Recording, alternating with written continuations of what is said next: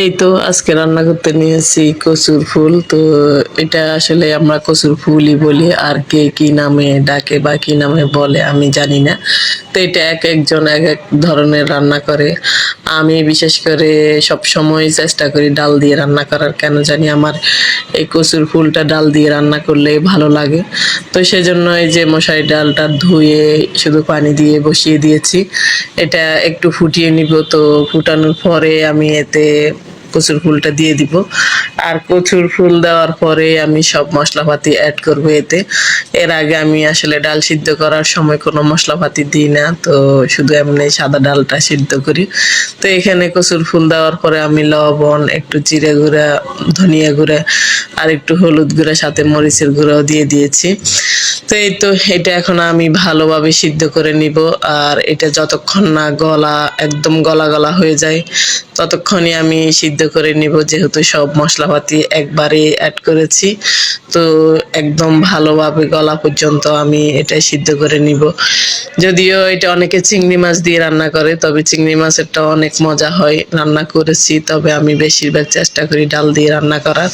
তো এটা সিদ্ধ হয়ে গেছে। আর সিদ্ধ হওয়ার পর এটা আমি একটু ডাল ঘুটনি দিয়ে ভালোভাবে ঘুটে দিলাম বা নেড়ে দিলাম, যেটাই বলেন। আর এতে আমি পরিশেষে ফোড়নটা দিয়ে দিব। তো আমি ফোড়নের মধ্যে তেজপাতা, একটু জিরা, গোটা জিরা আর কয়েকটা শুকনো মরিচ দিয়ে দিয়েছি। সাথে একটা রসুন কেটে দিয়ে এই ফোড়নটা দিয়ে দিলেই আসলে রান্নাটা একদম তাড়াতাড়ি হয়ে যায়, রান্নাতে তেমন একটা ঝামেলাও নেই। তো আমি ফোড়নটা দিয়ে দিয়েছি। এখন আসলে তো কালারটা আসলে ভালোভাবে আসে নাই, তারপরও মাসাল্লাহ অনেকটা সুন্দর হয়েছে। আর এটা অনেক পছন্দের আমাদের ঘরের সবারই। তো এই খাবারটা হলে আসলে আর কিছুই লাগে না। তারপরে আমি সাথে ইলিশ মাছ রান্না করছি। আর ইলিশ মাছ বলতে এখন যেটা বুঝাই, বড় ইলিশ কেনাটা অনেকটা টাফ। তো কিছু ছোট ইলিশ নিয়ে আসছিল, সেটা দিয়ে পেঁপে দিয়ে রান্না করব।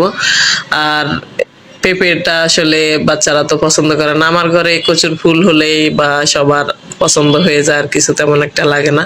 তো এটা আমাদের জন্যই রান্না করা, আমার একটা পছন্দের তরকারি ইলিশ মাছ দিয়ে পেঁপে। তো পেঁপেটা একটু লাল লাল হয়ে গেছে, যদিও খেতে আসলে ভালোই লাগছে, একটু মিষ্টি মিষ্টি হয়ে গেছে। তো আমি সব মশলাপাতি দিয়ে রান্নাটা কষিয়ে বসিয়ে দিয়েছি। আসলে তরকারি রান্নার এটার ফুল ভিডিওটা করা হয়নি তেমন একটা। তো যেহেতু মাছটা অনেক ছোট, তো আমি তরকারি দিয়েছি বেশি, কারণ মাছ বড় হলে আসলে তরকারি দিতে ইচ্ছা করে না ইলিশ মাছের সাথে, এমনি ভালো লাগে।